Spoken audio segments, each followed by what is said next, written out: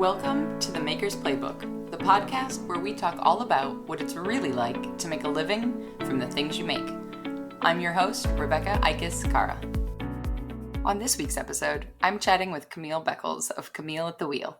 Camille was always inclined towards ceramics, but took her first class about 4 years ago, and like so many of us, was hooked from the very beginning. Her iconic logo, that first was the reason for my following her work, is a singular example of her clear commitment to knowing and owning her brand story. It's central to our conversation about representation in the arts world, making work you actually enjoy making, and continuing to explore the meaning of that word balance when it comes to multiple jobs and building a business you love. There are so many topics in this conversation that I'd love to dive even deeper on than this quick hour allowed. So I'm sure I will be asking Camille back soon. Not to mention, I will be dying to hear more about the new project she teased us with at the end of this episode, so be sure to listen all the way through. If you love this conversation as much as I did, then tell us by leaving a review on Apple Podcasts or wherever you're listening to this podcast. And as always, if this spurred questions for you, send me a DM on Instagram at The Maker's Playbook so we can queue up another episode specifically for you. But first, let's hear from Camille. Hey Camille, how's it going? Hi Rebecca, I'm good. How are you? I feel like every question I ask now is so loaded when it comes to all things in the world 2020 and where we're at. So how are you? Oh my gosh, that's such a complicated question. Right? Existentially, emotionally. Yeah, I am very fortunate to say that on the whole, all things considered, I am doing very well. My family, the people I love, are healthy and safe. Yep. I am fortunate to be employed as my partner. We have all of the basics of food and shelter and safety, those sorts of things. So in that sense, I'm doing very well and grateful for that. Wonderful. And I feel like that has been the one blessing of 2020 is I think it has recentered all of us to say, hey, here's what actually matters. Here's what's really important. And then everything from there will sort itself out. Totally. Eventually. Yeah. So, since you mentioned employment, are you working full-time with your ceramics and Camille at the Wheel now, or is that still the side part-time hustle and working elsewhere? Where's life at with you for that? Yeah, so I have a full-time job. I work for a nonprofit called the Center for Policing Equity, and we are a research organization that works with police data and communities to bring about more racially equitable public safety. So that's my full-time job, and pottery is my part-time hustle / therapy / hobby turned business. So I am working full-time and then also running Camille at the Wheel after hours when I'm not doing my full-time job. And that full-time job sounds amazing. Also, like I want to have a whole conversation about that. That's a message that needs to be spread loud and clear, particularly. Yeah, we have been busy, to say the absolute very least, this year and many years leading up to this year. For sure. Absolutely. Talking about the silver linings of 2020, that's one of those things that as a middle-class white woman, that's a great awakening of 2020 in some ways. What a mediocre phrase to put with that. But, as far as, okay, if there's something that can come out of the upending of the world, global pandemic, racial awareness, inequity in the US, let's just hope the work continues. We'll sure. leave it at, there's so much more we could go with that, but we'll move back into the world of the mud and yeah. For sure.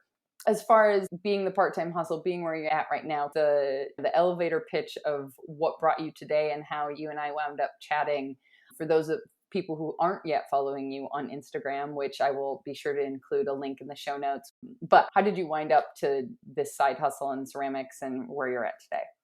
Yeah, so I have always wanted to do ceramics. My fiance says that on our first date, I told him that my dream was to have a ceramics studio in a coffee shop. And I don't remember that. I don't remember saying that, but I finally got around to signing up for a class maybe 3 or 4 years ago. And after my first class, I was hooked. And so I kept doing it. Reached a point where my work was getting better and I kept having friends asking me, when are you going to sell stuff? Can I buy this from you? This looks so good. Can you make me this? Can you make me that? And eventually got to the point where I felt like my work was good enough to be able to sell, and I could in good conscience take someone's money in exchange for a mug or a plate or something that Mm. I made. And so that was the launching point for Camille at the Wheel. I was really particular about my branding and my name and what I wanted to stand for and how I wanted my logo to look. Representation was really important to me, which is one reason why my logo is very clearly a Black woman with an afro and a head wrap, Mhm. because there's not a lot of representation. I don't see that many Black people in Mhm. pottery. And so I wanted the branding to be really strong, and I wanted the pieces to be playful and usable. I really love functional, beautiful things. And so that's my goal, is that my work is useful and beautiful and brings you a little bit of joy in everyday use. And with those things in mind, I launched in September of 2018. My fiance built my website for me. So I was really lucky to have that kind of built in resource and Yeah. have been growing the business ever since then. So you said September of 2018? That's right, September Awesome. 2018. How long before that was the classes that you started to take? Because you mentioned that feeling of good enough that I think so many of us can resonate with, as far as when I get to this point or when it's this good, then I Hmm. will. Do you remember the timing in between? Yeah, so I took my first ceramics class in, I want to say it was 2015. It was either 2015 or 2016. I don't do this anymore, but I used to, when I wrote my signature, I would mark the year of the piece. And so I have some early I still do pieces. that. I Yeah, totally still do that. yeah. So I have some pieces that say 2016, which is for sure, but I feel like it was 2015. At any rate, Yeah. it was at least 2 to 3 years Yeah. of taking classes before I felt comfortable enough to start selling things. And what was it that felt was the what's the word I'm looking for? The litmus test or the Mhm. marker that it felt like, okay, yes, now I can sell this. For me, I wanted to be consistent, and so I wanted to make sure that I could make work that I could replicate consistently. There are also some fundamentals about, like, pulling a good cylinder. Are the walls even? Is this piece properly balanced? Is this an appropriate weight for a cup versus for a planter versus for a vase? Are the colors, do they pop? Does it have a certain aesthetic? Do I feel like I have a style that is easy to identify? If you see this piece in the Mm, wild, you'll know that it's mine. And so those were some of the things that I was taking into account. On the one hand, there was the fundamentals of pottery. You know, if you cut this yeah, piece in half, what does it look like? Is yeah, it even? So yeah. that was one thing. And then the second thing was, is there some element of Camille or Camille at the wheel that is apparent in these pieces? And once I felt like those two things were present, I felt more comfortable putting myself out there and pressing play on the business. Yeah. Oh, that's wonderful. So before I was a professional photographer, I was actually in the world of branding and graphic design. And I think that's part of what so quickly drew me to the little icon and Instagram stories, to that iconic branding that you do have, because I also don't see that very frequently Mhm. in the ceramics world, not only just in the actual two-dimensional branding, but there's definitely some people that have a look and have a style that clearly is theirs, but maybe not always when they start to branch into different objects and forms. And maybe I know a mug for sure from one person, but if that person starts to make bases, then I don't know necessarily that it's theirs, or if they change their glazes or what have you. So, Mhm. was there anything that really, either from the get go or things that you can connect back in hindsight, that brought you into your aesthetic? Yeah, it started out because with my first pots, they were so bad and heavy and paperweighty, as are most people's. And I Can had an imagine. early pottery teacher named Lynn, who was a delightful woman. And I was trimming like a bad little pot. I loved this little pot. I still have it. And she said, "What if you facet it?" And so she showed me how to just chop off pieces of the pot to add some visual interest.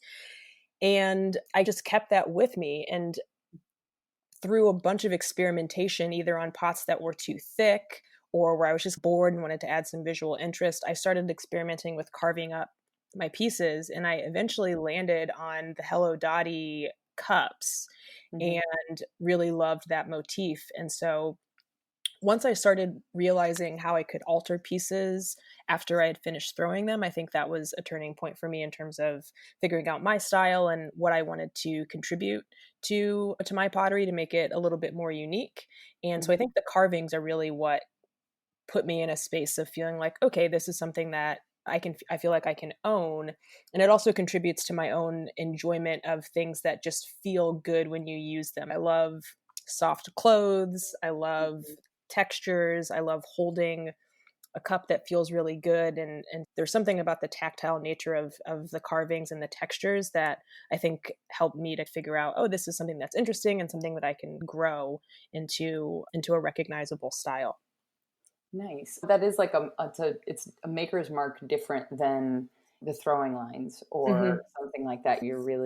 I think that's what's so special about ceramics in so many ways is that it's so much more intimate than any Mm-hmm. other art. And this coming from someone who's photographed weddings for 10 years, I used to think it doesn't get much more intimate than that. But really, when I think about using my hands to make something and then someone else holding that object every single day in the kitchen in the morning in your pajamas on the couch and in your intimate of spaces Mm-hmm. is so very special. Yeah, for sure. And I really love, and I think all ceramicists love when people send photos of something that they've made in daily use. And that also is one of the things for me that is really important is that there are some things that there are vases and then there are vases.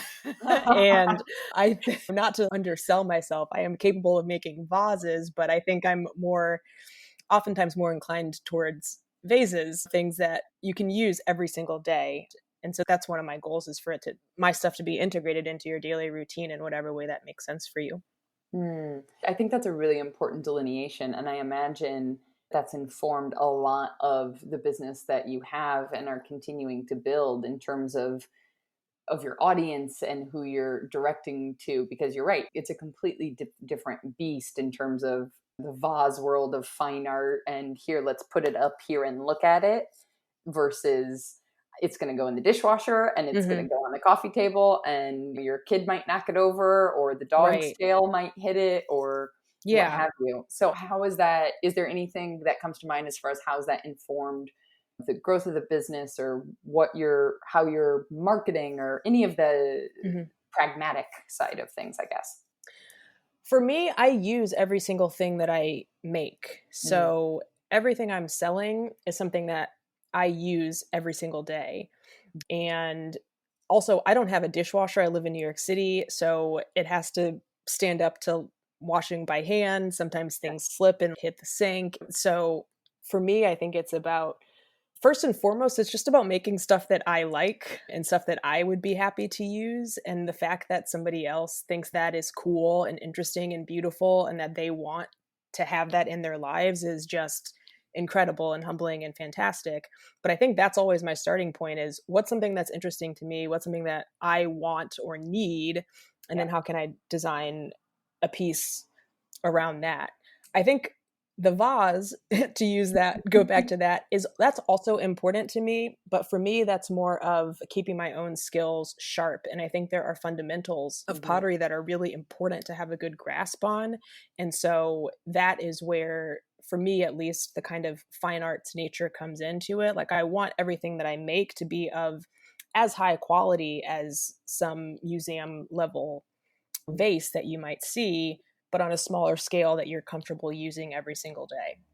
Yeah, yeah. There's so many different questions in my mind, and we're going to come back to some of it. But first and foremost, for somebody who's just starting out, who's seeing all of these people on Instagram and Etsy and stuff selling their wares, and for me personally, I actually started selling my stuff simply because I didn't have the space to keep it, and I was going Mm-hmm. to keep making. You're in New Yeah. York, I'm in Chicago. Like I don't have a basement to Yeah. store boxes of things, and so that was the impetus for me, which is not nearly as good as the impetus for you, but something that you feel like, hey, here's some markers for people who are just getting going, like some very clear markers rather than that feeling of being enough, but the skill set of saying, hey, when you're in this place, that's a viable place to start selling your work.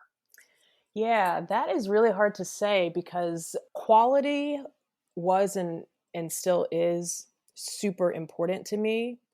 And so for me there were some really basic markers that were important to be in place before I felt comfortable selling. Mm-hmm. So the first thing, like I said earlier, was really simple, just making good, consistent cylinders. which is a super back to basics thing. But there were times when I would go to the pottery studio and I would cut myself 1 pound balls of clay and I would just make cylinders for an hour or 2 hours and see how consistently I was able to do that. Love it. And that was something that an early pottery teacher taught me to do. There were other things like, is this thick enough so that if it goes in the dishwasher, it's not going to break? My mom has a lot of stuff that has been tested in her kitchen in St. Louis, where I'm from. So those were some considerations. But then the other thing too that I think is really important is not rushing to sell, but selling once you feel like you have your own kind of style, and also making sure that you're still having time to be curious. And for me, curiosity is what drove a lot of my early ceramic endeavors, and just wanting to learn as much as possible about the medium and about different techniques and about different clays and different glaze combinations and things like that. And I think if you rush to sell too soon, it's almost missing the point. And so I think maintaining that sense of curiosity and really making sure you're following that curiosity and having that be the driving force, as opposed to immediately trying to sell your work as soon as possible, is really important. Yeah, that is a firsthand experience. I think that's absolutely true. I fell into that and then found myself like purposely backstepping and saying, hold on a second. I've given myself another job. Basically, all I'm doing now is coming into the studio and producing what somebody else has already seen me do because they offered to buy more of them from me. Right.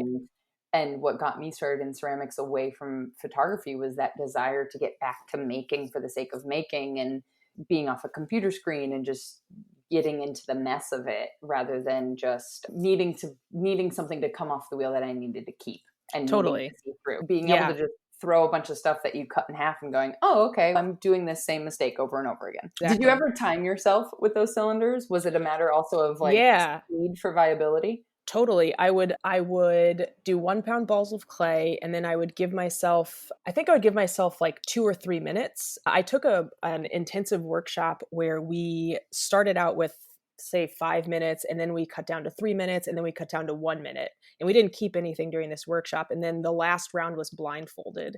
And so when I was doing the cylinder drills, they were timed, and it was like, okay, I've got 1 hour, I got 5 balls of clay.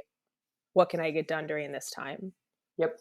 Yeah, absolutely. That challenge was set to me. My partner is actually a professional ceramicist, far more than I would ever consider myself. And so during COVID and distance and all this kind of stuff, I would take videos and he's okay, yeah, that's fine, but you're not doing it in 2 minutes yet. So keep going.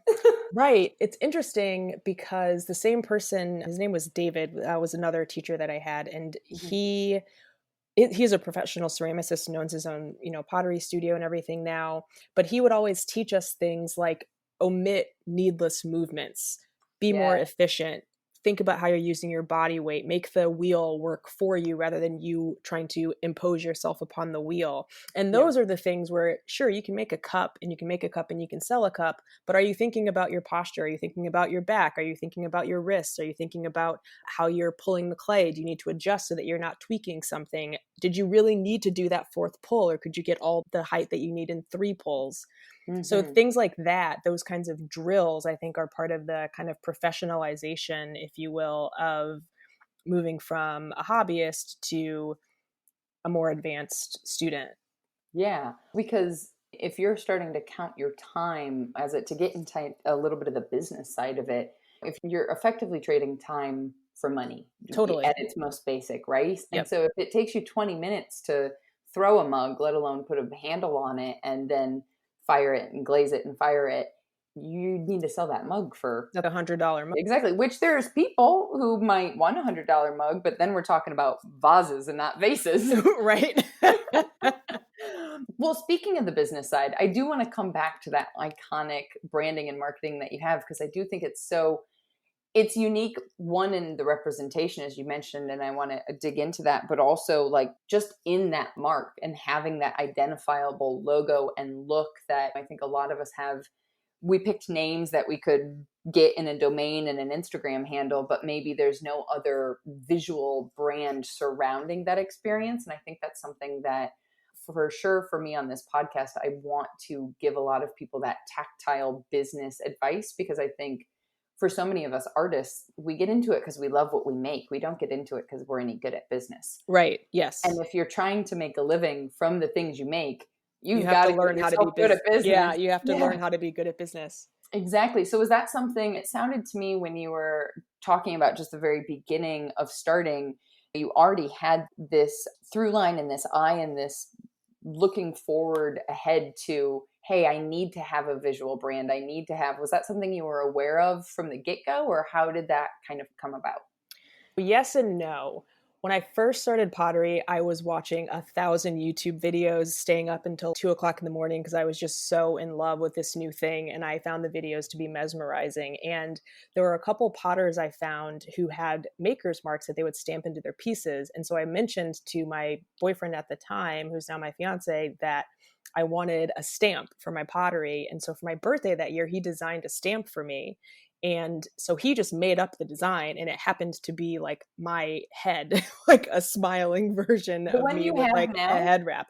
It was not the one I have now. It was an earlier version of that. Okay. So that was my like 1.0 stamp when I was just doing it for fun and didn't necessarily have the business in mind. When I was ready to launch the business, though, I wanted to have strong branding, have a solid through line in terms of the theme and things like that. And so I brought my existing stamp to a friend of mine who is a graphic designer, and he and I had a conversation about my goals and what I was interested in and what I hope to do with the business and those sorts of themes. And that's really where it started to concretize into representation is important, and I wanted to maintain the headscarf and like the fact that there's very clearly like an afro in the logo, and there's an element of playfulness and an element of usefulness, and those sorts of things really solidified through those conversations. And so what came out of that is my current logo, which is professionalized, upgraded, smoothed out edges version of what I had as a hobbyist. But now this is something that I can carry through with my work as a business. As a graphic designer, what I find to be so strong about it is like you have that clear representation. It speaks very clearly, but at the same time, it looks really great in a tiny circle on Instagram stories. Yeah. And that means you also can easily make it into whatever version of finding something that you can stamp into clay that resonates, it stamps into clay really clearly. It works on Instagram stories, and you are speaking into your values of who you are and what this business is about is like the trifecta of branding. It's and that was something that was super important because the original purpose of this was to be a stamp on clay. And in the birthday gift version of this, it was detailed, and it was only used for me to stamp cups and stuff that I was making for us at home. Mm-hmm.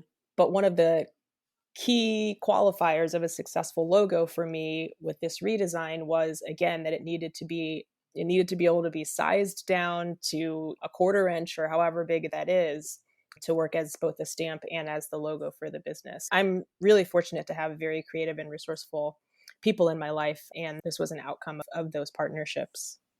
I think at least my experience with entrepreneurship the last 10 years, it takes a village. Oh, for sure. Yes. And that's, as we talked before we hit record on this episode, is that's the only way I got my photography business off the ground. And when I was looking into ceramics, it was like, wait, where's the village? Like, where's the support network? Where do people find out information about how do you take this from side hustle to full time? If that's what you want to do. Speaking of that, what is your dream and kind of the balance that you're finding in life between the work that you're doing with the nonprofit and Camille at the wheel? Like, what's that balance like? What's a, kind of average day, average week for you, real life?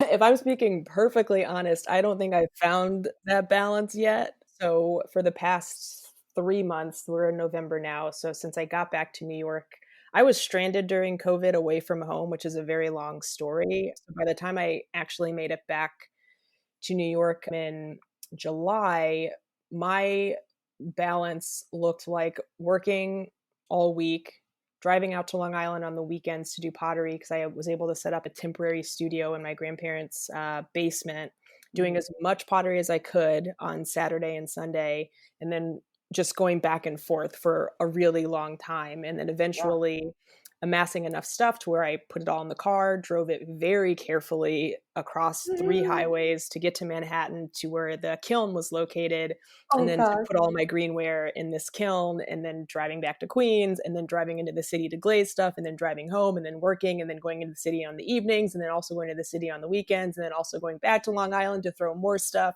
So it was the hustle. It like, I do not wish to glorify the hustle. The hustle sucked, and it was extremely draining. It was not great for my physical well-being.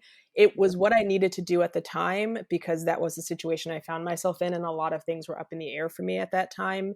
It has since stabilized. I have been able to find studio space that's closer to home and consolidate my operations. So I will let you know in maybe a month or two what balance looks once I feel like I have achieved it. But of late, things have been very imbalanced as a result of just needing to figure out how to get stuff done, get these orders out of the door. There was a rush of orders for me over the summer, and I wanted to fulfill those as quickly as I could, but while still maintaining a good quality product. And so catching up on those was really important to me, and showing to my customers that, hey, like, I'm doing everything that I can to get these to you. This takes time, but I promise it's going to be worth the wait. And I have been really fortunate to have super patient and supportive people who have been following me and who have purchased my work. And so doing what I can to meet those demands has been really important. And once that kind of flood is over, I will hopefully be able to get back to a bit more of a balanced place and doing less kind of back and forth running and ripping. But it's been a really busy few months for me. And I appreciate that candidness, because I think that's just there's so much verbiage out there on the internet around balance. And I'm 10 years deep. I still haven't found it. And actually, I probably just keep adding things. I had a coach once tell me that effectively balance was a myth, because if you think of it like a teeter-totter, balance is where you're nowhere, you're hovering. And so you're not, that the goal shouldn't ever be balance, because to him that was like, if back when we used to fly, if you're flying from point A to point B, balance is when you're 3,000 feet in the air and you're just hovering, as opposed to just being firmly where you are when you're there and Right. being all in that moment. Frankly, what makes it worth like that? I feel that grind, and I firmly believe the hustle, like all the hustle till you make it hustle, like, no, that all needs to die Mhm. a strong death. But at the same time, we put ourselves in these positions for some reason. There's something, I'm assuming right now, that there's something that kind of drove you to trying to figure out doing both of these things, having the full-time job, trying to do the ceramics, driving. The hustle is even worse when you're dealing with Queens and New York and Long Island traffic. That's like Right. that's a whole nother level of Yeah. hustle. Yeah. So for me, what happened for me over the summer, I have always had a really strong base of supporters local to Mhm. me. Before COVID, I participated in a lot of local markets. Not a lot, actually. I participated in a small number of local markets, but they generated a lot of business in a really wonderful community of artists, not just ceramicists, but all sorts of artists here Mhm. in Queens. And of course, the pandemic prevented us from being able to have these markets.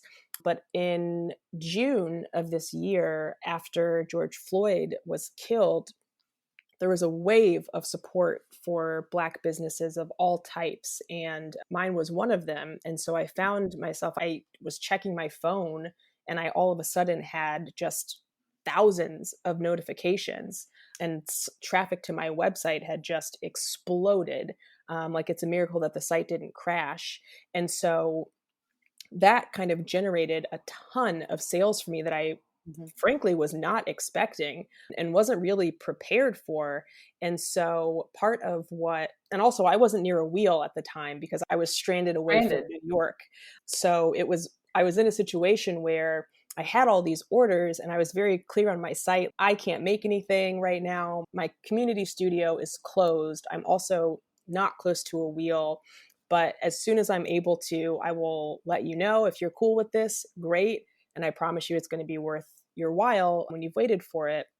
And so a lot of my motivating factor was wanting to make good on the promise that I made, wanting to deliver. I take it very seriously that people are willing to pay for what I make. And times are hard. And the fact that with whatever spare money that people have, that they want to, invest that in my business and contribute to Camille at the Wheel, I want to make sure that people feel like they've gotten what they've paid for. And so that's a big motivator, is just delivering on those promises. I think also, if I'm being honest, there's a part of me that likes being busy, and Amen. COVID has forced us I to raise my hand for that. Yes. And COVID has forced us to slow down. We can't go as many places or do as many things. And so I have been really fortunate that I have access to pottery. A lot of people don't have access to do the things that they love doing right now because they can't. And so having this as an outlet has been tremendously calming and also motivating, because I want to do it as much as possible, because it's one thing that I can do to take my mind off of everything else that's going on in the world. So those are a few of the motivating factors. But at my core, I am a doer. I love being on the go. I love having something to do. I love having a to-do list to check off. And I think part of that's just a personality thing. And it's maybe not great with ceramics because it's such a slow craft and so much of it is out of your control. But yeah. You're speaking my language in terms of this forcing us to sit down and slow down and think, and then craving that speed of life. And somehow we're both also totally obsessed with this craft that makes us slow down. Yeah, you can't. Anytime I try to rush something or take a shortcut, I always regret it. So In a really aggressive way. Like oh, it's totally, it's yeah. regret in the way that like something breaks in your hands. Yeah, or you get something back and the glaze is just so ugly, and you could have prevented that if you Right. had just taken an extra 20 minutes and done a better job. Like you knew when you set that in the kiln, you knew there was a Exactly. little voice in your head. Yeah, yeah. There is so much to unpack there, and I want to encourage our listeners to dig deep in education. I'm going to stay in my lane of what I know here, because I think there's so much that spurs in my mind with other conversations I've had with makers and artists and Black and Indigenous and people of color around this strange surge of business, which is wonderful and also complicated at the same time. That's a massive subject to unpack that unfortunately I don't feel like we've carved enough time into, nor is it the lane that I should be in. So if there's any resources you suggest, or the resources that I've been and educators and far more knowledgeable people who have been doing the work for way longer, I will link in the show notes for our listeners, because I think that's a conversation I want to encourage, even if we don't have time to dig into it today. Yeah, for sure. For sure. Keeping it to the business conversation just for our little podcast here. Has your business always been that pre-order model, or it's a made to order, people are ordering and then the making is beginning, or how does that process work for you? Yeah, so that is absolutely not my model. That is a model that I adopted because of COVID and because of being in a position where I didn't have any stock available to sell. And I was very fortunate in that this time last year, I was nearly sold out because the holiday rush had wiped out all of my stock from either my online shop or the markets that I participated in. And I was in the process of restocking when COVID hit at the beginning of 2020. And so I never actually got around to finishing the work that I had been working on, which would have then gone into my shop. So my normal model is that I make whatever I feel like making, and then I put that up for sale. Oftentimes I will make a lot of something. There are certain motifs that always do well, like the Hello Dottie cups and mugs and bowls. I love making those. It's one of my favorite things to make. And so I always make a decent amount of those to sell. But then I also make other things, planters and just different things to use around the home. And so typically I'll make a group of things. And when I feel like I have a large enough collection of stuff, I'll put that up for sale on my site. Sometimes it's a big site drop. Other times I'll just put stuff up on a Tuesday if I've got it and it's ready to go. The made to order was really an adaptation that I did because of the circumstances that I was in this year. The only other time that I'll really do a made to order model is if I'm doing custom work, which I haven't taken on a ton of just due to a lack of capacity recently. Obviously, I realize the COVID experience is a stressor because it wasn't planned and you had that massive influx, but has there been has it gotten any kind of thoughts firing as far as different models that work well for you or why one works well for you over the other? Yeah, it definitely has. The problem with made to order is that it puts a ton of pressure on everything to turn out exactly how you need it to, or you're going to come up short. Fair. Fair. And Yeah. I was lucky in that most of the stuff I made turned out exactly how I needed to, but there were a few things that either got broken along the way or didn't quite turn out. Am in a position where I need to remake those things. Mhm. What I like about the made to order model is that for me, what was really important is that I was making things that I enjoyed making. I didn't want to put anything up that was particularly onerous. No tea kettles are going to be ever available on a made to order basis. That's too much pressure. But things like cups and plates and planters, those things are things I know I can make, things I know I can make pretty efficiently, Mhm. and things that I can make consistently. Cool. So that was one factor, and something that I think something that makes the made to order model work for me. But the made to order model does not really allow for very much creativity outside of replicating work that you've already designed. And having the creativity is really important to prevent burnout. And so moving forward, my ideal scenario would be continuing to make a kind of standard collection, stuff that I always have in stock that I know I can make, that I really love making and that sells well, while also carving out time for experimentation and new designs and things that really feed the creative spirit and the reason that I started doing pottery in the first place. And then the third bucket, I would say, would be things like retail or wholesale, and figuring out a way to have a small enough collection of things, again, that I can make reliably and use as a mechanism for getting my work out into other places that gives me a broader reach than what I have just from Instagram or from my own direct to consumer site, CamilleAtTheWheel.com. So those are the three ways I'm thinking about it. Ideally, I could work in some custom work too, but that is a whole different thing to carve out time for. So trying to figure out how to balance those different options.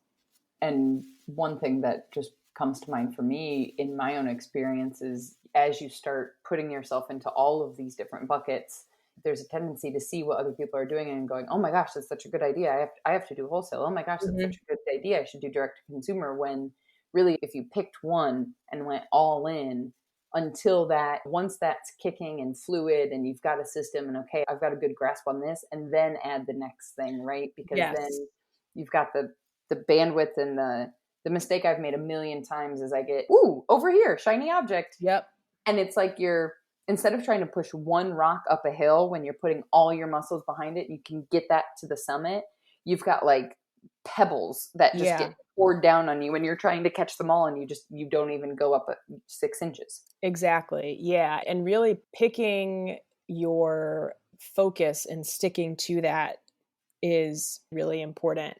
And I have had a lot of requests for custom work lately. And I reached a point where I realized I needed to say no pretty much to everything in Mm-hmm. order to stay focused on the things I was already committed to. And also Mm-hmm. just so that I wouldn't go crazy with the pressure of having yet another thing. And it's exciting and wonderful. And it's so invigorating when people want your stuff. But I think finding the balance of what you're able to provide and what feels comfortable and what feels good and what's not going to drive you crazy at the end of the day, so that you can continue to live to work another day, is really important. And that's certainly been a good lesson this year, is not stretching myself too thinly, staying really focused on what am I trying to get out of this and what's bringing me joy. I'm fortunate in that my primary source of income is not derived from this. And so I have a bit more freedom to figure out what works for me and experiment in a way that I wouldn't necessarily be able to if I was relying solely on this for all of my income. Hope streams, COVID's gone away, you can do whatever you want. Would the goal ever be full time for ceramics, or would you always want to keep this, for lack of a better word, balance, and Hmm. using air quotes here on the other side of the mic, between the work that you're doing that does provide a certain level of stability and Camille at the wheel? Yeah, that is a question I've been asked a lot lately. And I am in a perhaps unusual position, which is that I actually love my full-time job, Yeah. which is not something that a lot of people can say. And I feel very fortunate to be able to say that. And so I don't have any immediate plans to turn ceramics into my full-time job. My goal when I started this business was at the very least to break even, because most businesses in their first couple of years, they don't net a profit. And I am happy to say that I did break even in my first year. And so I want to make a profit. And I have always had a goal of, my original goal was for the hobby to pay for itself. And with time and more professionalization, I have additional kind of financial goals for the business. But whether or not it will become my full source of income is definitely a TBD thing. I think for me, it would probably reach a point of almost like a forced point of you got to make a decision here because you're not able to keep both going. I'm not at that point yet. I think I'm still experimenting with different business models and trying to see what feels the most comfortable for me, given my other circumstances. And I think what's so unique to your experience right now also is that you're still thinking of it as a business, right? You're not thinking of it as this hobby thing that I do. You're thinking of the numbers in terms of your cost of clay and the cost of the studio and the cost of firing and glazes and all of these things when it comes to pricing your work and your time into it, rather than for many people who do have that stability of a full-time job. It's just kind of like, well, I looked on Etsy and people were charging $20 for a mug, so I charge 15 because I don't think I'm as good as other people. Mm-hmm. Yeah. Yeah. And you bring up a good point, because for me, it's going to go where your mind goes. And so if I'm thinking of it as a business, I'm going to treat it as a business. If I'm thinking of it as a hobby, I'm going to treat it as a hobby. And I am not the type of person who's able to do anything halfway. If I commit to something, I'm going full steam ahead, and I want to do anything I set my mind to, I want to do it excellently. And so thinking of this from a business standpoint is just part of who I am as a person, and wanting whatever I'm doing, wanting it to have a strong stamp, like she is doing a good job of what she has set her mind to do. So I think keeping that kind of business mindset is important for me, and motivating as well. I think it's also just really important to put a stake in the ground and call out in this conversation that it doesn't have to be the full-time thing. Like, I think there's some pressure in the making world. At least this is what I felt when 10 years ago, when I started the photography business, of like, somehow you weren't legit until you were full-time. Yeah. And that's bullshit. Yes, absolutely. Let's just call it like it is. Like, that's the point, is you're intentionally choosing. Like, you have consciously made a decision and it's not just happening to you. Yeah, that's a really good way to put it. It is very much a decision. And again, I don't say that lightly. I think it's a decision that I have because I have a lot of privilege. I have privilege in a lot of other areas that allows this to be a decision that I can make. And so I don't want to lose sight of that. But yes, it is very much a decision. And for me, it's about going back to balance. Maybe that's not that is an illusion, but I do think you can achieve balance, and it doesn't mean that it's exactly a 50-50 split. It's really, for me, about making a choice about what I want and then being able to live out that choice. So if my choice is full-time, 40, 50 hours a week, and then pottery happens on the weekends or once a week in the evenings, okay, if that's the choice that I'm making, then how do I make the most out of that choice? If I want pottery to take up a bigger chunk of time, and that's the choice that I'm making, what else needs to shift in order to honor that choice? And so I think doing things intentionally is really important, and also protects you from feeling burnt out. If you feel like you're just going all over the place, responding to the whims of whatever shiny new thing there might be, then you're not exercising intentionality and not making choices. And I think that can detract from your enjoyment and from your success as well. I think also having the information to make those intentional choices, right? Like, the fact that you're looking at it as a business. So you're looking at the numbers and you're talking about the website not crashing, and understanding the health of the website and the business, to where if there were to come a time where you decided to adjust that balance between pottery more than just on the weekends at night, what you would actually need to do that, what that actually looks like, rather than just, okay, I'm going to stash away a squirrel fund of savings account, and then I'm going to quit my job. And Yeah. right.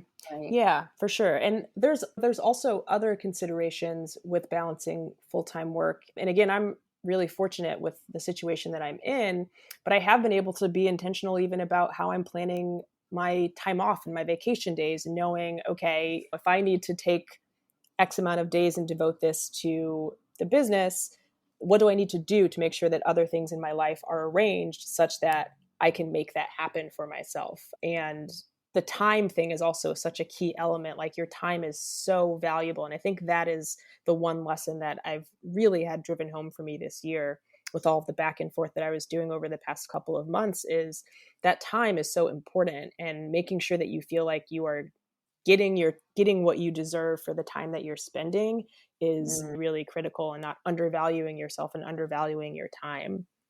yes. The next question I was thinking of is, what's one thing you wish that you would have known before that you know now? And I think you just answered that question.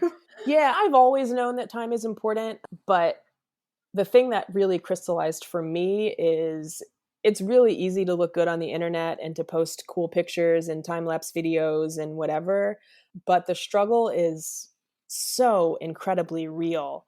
Mhm. And the anxiety of trying to fulfill X amount of orders, making sure you have all your ducks in a row. There's all these tiny things you have to do. I had a breakdown over figuring out how to set up a printer so that I could print labels to send out True. packages.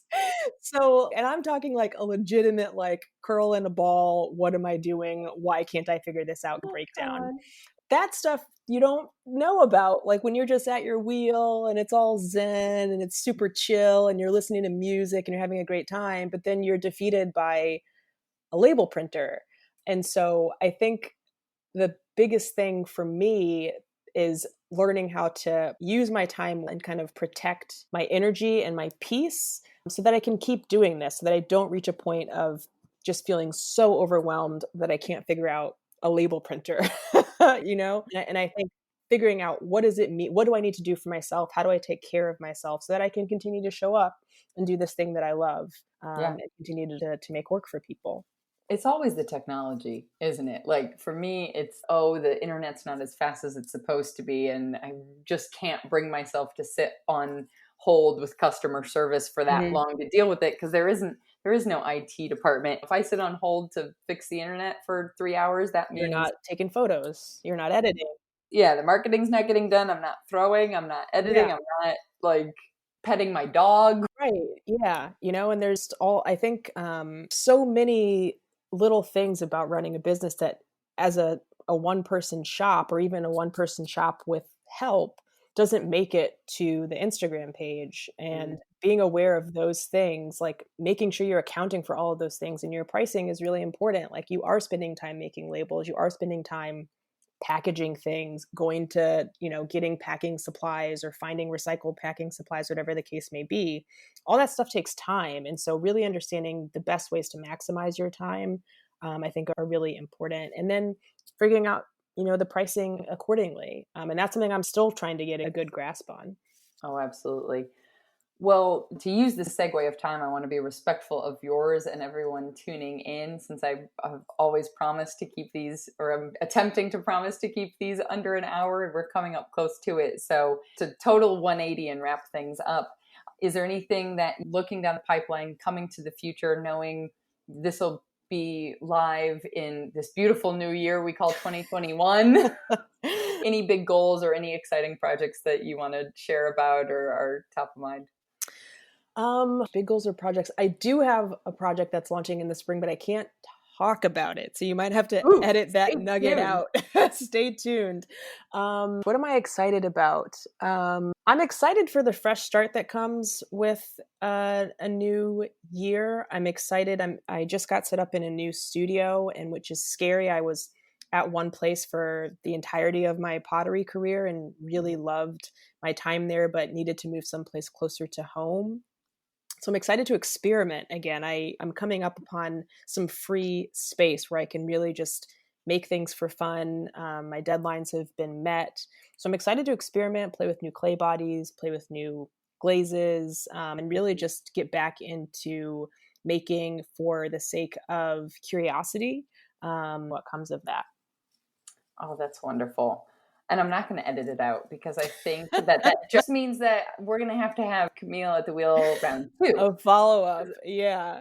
If I could chat another 2 hours, I think there's so many other questions I was jotting down as you were talking that I didn't even touch upon. But thank you so much for your time. And yeah, I'm going to hold you to follow-up episode whenever the mystery is revealed. Yeah. It's the exact timing is TBD. It'll be sometime in the spring. It is dependent upon COVID calming down. So that's an unfortunate dependency, but I'm super excited about it. So I hope to have some exciting stuff to report on in a few months. Amazing. Thank you so much, and we'll chat again soon. Awesome. Thank you, Rebecca. And with that, it officially wraps our debut interview episode of The Maker's Playbook. Before I completely sign off, I do have 2 things to ask of you. First, please be sure to check out our show notes, not only to follow Camille over on Instagram at Camille at the Wheel, but also to click through the links to the resources I mentioned about halfway through this episode that will shed light on the realities of equality, or rather inequality, and systemic racism in the US today. This is a huge topic that we didn't have the proper amount of time to discuss on this episode.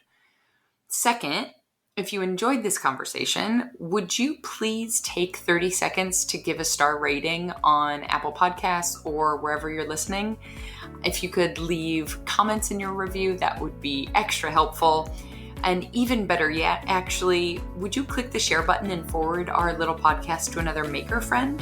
I don't think I have to explain to other artists and makers just how important word of mouth is. And until next week, go get back to making your dreams a reality. Together, we've got this.